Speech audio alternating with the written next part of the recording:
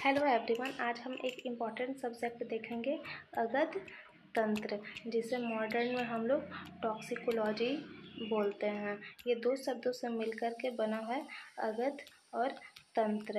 अगध का मतलब हम लोग टॉक्सिन या पॉइजन नहीं समझेंगे, बल्कि एंटीडोट, यानी कि वैसा द्रव्य, औषधि या ड्रग जो विष का प्रतिकार करता है, वो अगध कहलाता है। और तंत्र आप लोग जानते ही हैं, शास्त्र या विज्ञान, यानी अगर दोनों को कंबाइन करेंगे तो क्या आएगा, वैसा तंत्र या शास्त्र जिसमें हम लोग विष के प्रतिकार करने वाले द्रव्यों का अध्ययन करते हैं, वो अगध तंत्र कहलाता है।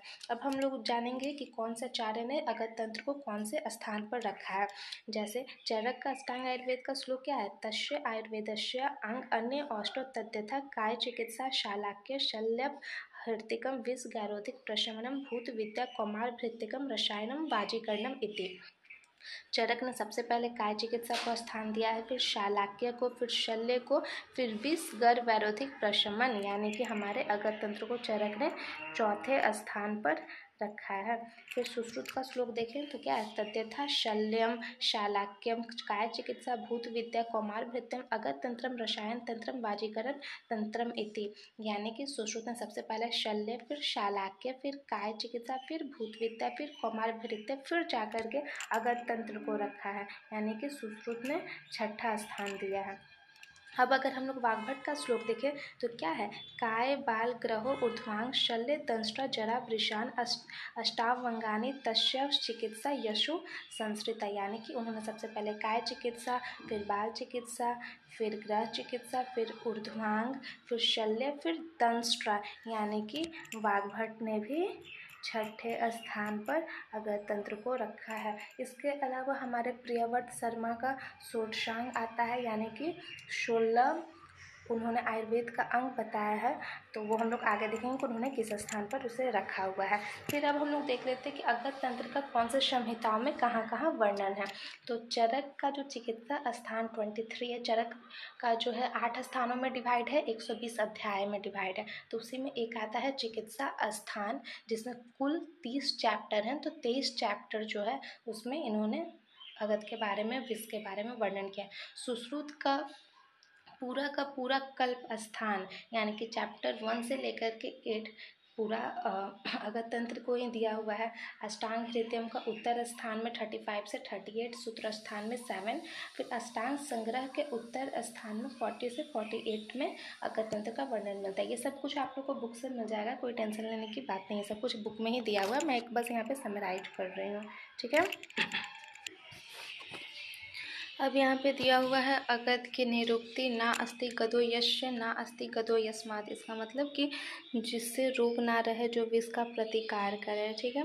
उसके बाद से अगध का ये डेफिनेशन दिया हुआ है, गा इंद्रियाणि शधो घनियन्ते गदा बुध प्रोक्ता विषम इति विषाद जनन अगध सतेषाम प्रतिकारम, यानी कि इंद्रियों में विकार उत्पन्न करने के कारण इसको गद कहते हैं, तथा विषाद उत्पन्न करने के कारण विष कहलाता है। उसका प्रतिकार करने वाले द्रव्य अगध कहलाता है, जो मैंने ऑलरेडी आप लोग को बता चुका पहले। अब यहाँ पे अगध के पर्याय दिए हुए हैं, जिसमें आपको इसमें क्या है, भेष्यम औस्तम भाष्यम अगध जायु, इसके अलावा छ्वेट गरल गर गद भूग कलाकुल काल कुटी, ये सब भी होता है अगध का सिनोनिम से, ठीक है। अब यहाँ पर अगध तंत्र की परिभाषा, ये इम्पॉर्टेंट है। अगध तंत्रम नाम सर्प कीट लूता मूषक आदि दष्ट विष व्यंजनार्थम विविध संयोगो उपशमनार्थम च, यानी कि वैसा तंत्र जिसमें हम लोग सांप, सर्प मतलब सांप हुआ, कीट मतलब कीड़ा, लूता मतलब मकड़ी, ठीक है, इन सब का से निकला हुआ विष, ठीक है, उसके अलावा जो है कृत्रिम विष, संयोगज विषम, उन सब के उपशमन, निदान एवं चिकित्सा का वर्णन जिसमें किया जाता है, वो अगध तंत्र होता है, ठीक है। अब उसके बाद से ये तो मैंने आप लोग को बता ही दिया है कि अलग अलग आचार्य के अकॉर्डिंग क्या क्या दिया गया है, किस किस स्थान पर अगध तंत्र को रखा गया है। इसमें और कुछ इम्पॉर्टेंट है, जैसे कि अगध अभी हम लोगों ने अगध का सिनोनिम्स देखा, अब है अगध तंत्र का सिनोनिम्स। जैसे चरक ने इसको विष गर्भ वैरोधिक प्रशमन बोला हुआ है, वाग्भट ने दंष्ट्रा चिकित्सा बोला है, कौटिल्य ने जांगली बोला है और अमरकोश ने जांगुली बोला हुआ है, जांगुलिक। ठीक है, यहाँ पे मैं मेंशन कर देती हूँ एक बार कि कहाँ कहाँ दिया है। जैसे कि चरक का यहाँ रहा आपका वैरोधिक प्रशमन, वाग्भट का यहाँ पे आपका रहा दंष्ट्रा। ठीक है, उसके बाद से अमर सिंह का यहाँ पे जांगुलिक दिया हुआ है। सुश्रुत जो है कौटिल्य का जांगली, ये रहा कौटिल्य का जांगली। सुश्रुत ने तो एज इट इज अगध तंत्र ही बताया हुआ है। ठीक है, अब यहाँ पर अगध तंत्र का प्रयोजन है। जैसे हम लोगों ने आयुर्वेद का प्रयोजन पढ़ा था ना, स्वास्थ्य स्वास्थ्य रक्षणम आतुरस्य विकार प्रशमनम च, यानी कि स्वास्थ्य व्यक्ति की रक्षा करना और रोगियों के विकारों को खत्म करना। उसी तरह अगध तंत्र का यहाँ पे प्रयोजन क्या दिया हुआ है कि स्वस्थ प्राणियों की विष के प्रभावों से रक्षा और विषाक्तता से ग्रस्त प्राणियों का कष्ट निवारण कर उन्हें आरोग्य प्रदान करना। यानी कि पहला जो है इसका क्या है तुम्हारा कि विष की पहचान करना, ठीक है, और स्वस्थ व्यक्तियों का बचाव या रक्षा करना। ठीक है, दूसरा क्या है कि विषाक्तता हो जाएगा, यानी कि टॉक्सिसिटी टॉक्सिन बॉडी में फैल जाएगा, तो उसके लिए हम लोग को उसका निदान, उपशमन और चिकित्सा का जानना। ठीक है, अब यहाँ पर कुछ ये सब तो मैंने आप लोगों को बता ही दिया कि किसका स्टार्टिंग में किसका वर्णन कहाँ पर किया हुआ है, ये बुक में देख लेना। फिर ये है अगध तंत्र पर प्रकाशित ग्रंथों की सूची, जैसे कि कुछ बुक्स का नाम दिया हुआ है। अब यहाँ पे सेकंड है विष की निरुक्ति। अगध तंत्र में हम लोग मेनली विष के बारे में ही ना पढ़ेंगे, तो वही आ गया यहाँ पर विष की निरुक्ति। तो क्या है निरुक्ति में, विषम उच्यते विषाद जननाद, विषादो रोग जननाम, यानी कि बॉडी में विषाद उत्पन्न करने वाला है, रोग उत्पन्न करने वाला विष होता है। और विष जो है शब्द कैसे बनता है, तो विष लिरी व्याप्तो धातु में क प्रत्यय लगाने से विष बनता है, जिसका अर्थ होता है व्याप्त या फैलना। ठीक है, अब आया विष की परिभाषा। ये श्लोक एक है, इसमें तो नहीं दिया हुआ है, ठीक है, लेकिन वो है क्या, देहम प्रविश्य यद द्रव्यम दूषयित्वा रस आदिकान स्वास्थ्य प्राणहरणम च स्यात् तद द्रव्यम विषम उच्यते। ये डॉक्टर सिप्रा वाले बुक में दिया हुआ। इसका मतलब क्या हुआ कि देहम प्रविश्य यद द्रव्यम, वैसा द्रव्य जो देह में प्रवेश करते हैं, दूषित्वा रस आदिकान, रस आदि धातुओं को दूषित कर लेता है, स्वास्थ्य प्राणहरम च स्यात् तद द्रव्यम विषम उच्यते, वो स्वास्थ्य को प्राण को हर लेता है, उस वैसे द्रव्य को विष हम लोग कहते हैं। ये विष का हम लोग का डेफिनेशन हो गया। एक लाइन में बोला जाए तो कि विष वह प्रत्यय है जो शरीर में प्रवेश करते ही शीघ्रतापूर्वक फैल जाता है, रस आदि धातुओं को दूषित कर रोग उत्पन्न करता है अथवा प्राणों को हर लेता है। ठीक है, अब यही इसका मेन है विष का। अब इसमें आप लोग देख लेना कि क्या क्या दिया हुआ है।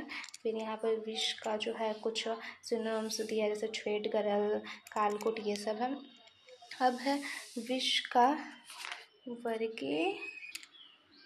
अब यहाँ पर है आपका विष का वर्गीकरण। तो आचार्य सुश्रुत के अकॉर्डिंग इसको 3 पार्ट में डिवाइड किया गया है, स्थावर विष, चांगम विष, संयोगज विष। स्थावर विष क्या हुआ, हमें पढ़ते हैं प्लांट वाला विष, यानी कि प्लांट, बहुत सारे प्लांट होता है ना, जैसे किसी किसी पार्ट्स में विष पाया जाता है। ऐसे आप लोगों ने रसशास्त्र में पढ़ा होगा कि 9 विष होता है और 11 उपविष होता है। ठीक है, तो वही जो 9 विष होता है ना, वो प्लांट वाला विष होता है। कुछ श्लोक था उसका, कालकूट, हरिद्र, ब्रह्मपुत्र, ऐसे करके। ठीक है, जांगम विष वैसा विष जो कि जानवरों से मिलता है, जैसे कि सांप, बिच्छू, मकड़ी, ये सब। ठीक है, संयोगज विष, संयोगज विष हुआ जो विष मिला करके बनता है। ठीक है, आर्टिफिशियल वाला, इसमें गर्विष आता है, कृत्रिम विष आता है, ये सबको बाद में पढ़ना है। ठीक है, अब यहाँ पर ये सब नाम वगैरह दिया हुआ है। यही जो मैंने अभी बताया ना, विष्णु होता है, उपऋषि 11 होता है, ये सब है। ये सब अभी हम लोग डिटेल में पढ़ेंगे, इसको डेमो के लिए मेनली बनाया गया है।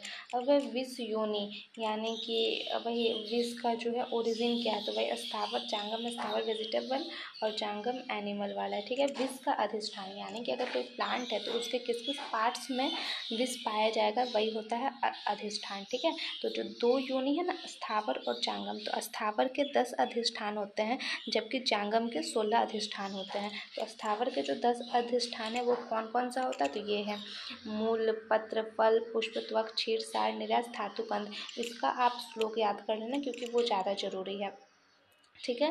अब यही है, तो आपका अगला क्या है कि जो मूल विष होता है उसका जो 8 होता है, कौन कौन सा होता है, ये सब आपको हम लोगों ने ट्रिक से बताना है, बट ये डेमो पर्पज से इसलिए उतना डिटेल नहीं करेंगे, ठीक है।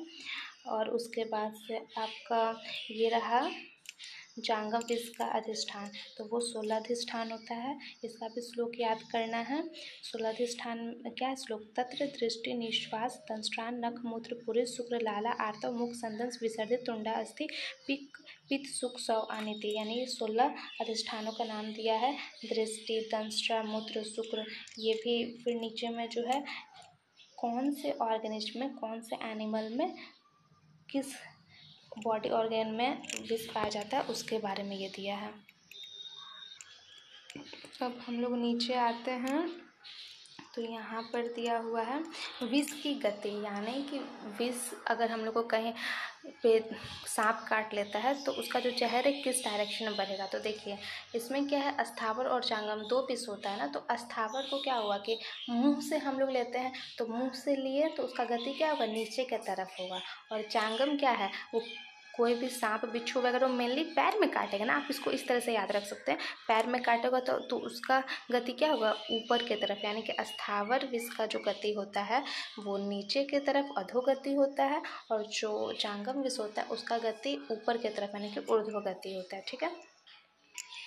अब यहाँ पे है विष के गुण, तो आप लोग भी पहले से पढ़ते आए हुए हैं कि विष और मध्य का एक जैसा गुण होता है, जबकि इसके जस्ट अपोजिट ओज और दूध का गुण होता है। 10 गुण मेनली होता है चरक के अकॉर्डिंग, जबकि सुश्रुत के अकॉर्डिंग भी 10 होता है, लेकिन वाग्भट के अकॉर्डिंग 11 होता है। इसका भी श्लोक याद करना, लघु रुक्ष्म आसु विषतम व्यवाहित तीक्ष्णम विकासी सूक्ष्मम च उष्ण अनिर्देश्य रस 10 गुणम युक्तम विषम तजगेय। इसमें ये जो है आपका अनिर्देश्य रस, तो बस इसके जगह सुश्रुत ने अपाकी बताया है, ठीक है। अपाकी यानी कि जिसका डाइजेशन जल्दी ना हो, बॉडी में पड़ा रहे, और ये चरक ने क्या बताया है, अनिर्देश्य रस। और वाग्भट जो है वो अनिर्देश्य रस भी बोलते हैं और अपाकी भी बोलते हैं, इसलिए वाग्भट के अकॉर्डिंग कितना है, 11 है, ठीक है।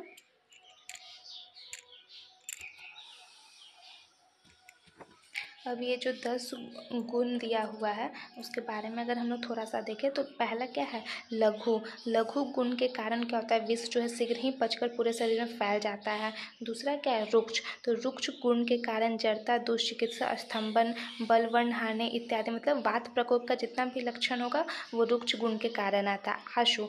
आशु गुण के कारण क्या होता है ना, विष तुरंत ही पूरे शरीर में फैल जाता है। विशद। विशद गुण के कारण क्या होता है ना कि बॉडी अगर पॉइजन में गया तो उस पर कोई भी धातु का, दोषों का, मलों का कोई प्रभाव नहीं होता है विशद गुण के कारण। व्यवहारिक क्या हुआ कि बिना पके ही पूरे शरीर में फैलता है। तीक्ष्ण क्या होता है कि शीघ्रता के साथ दाह, पाक, स्राव, लेखन ये सब करता है, यानी कि बहुत ही जल्दी जल्दी अपना इफेक्ट दिखाने लगता है। विकासी। विकासी गुण के कारण ये जो होता है ओज का नाश करता है और समस्त धातुओं से ओज को अलग कर देता है, और जो संधि बंधन होता है यानी कि ज्वाइंट होता है उसमें लूजनेस लाता है। सूक्ष्म गुण के कारण क्या होता है, हम लोग के बॉडी में जितने भी चैनल्स होते हैं यानी कि स्रोत होते हैं उसमें प्रवेश करके पूरे बॉडी में फैल जाता है। उष्ण गुण के कारण पित्त और रक्त को दूषित करता है, जैसे दाह, तृष्णा, स्वेद जनन ये सब होता है। और अनिर्देश्य रस, यानी कि इसका कौन सा रस होता है ये हम लोग को नहीं पता है। और सुश्रुत अपाकी बोले हैं, यानी कि शरीर में पच जाता है और बहुत दिनों तक ऐसे ही पड़ा रहता है।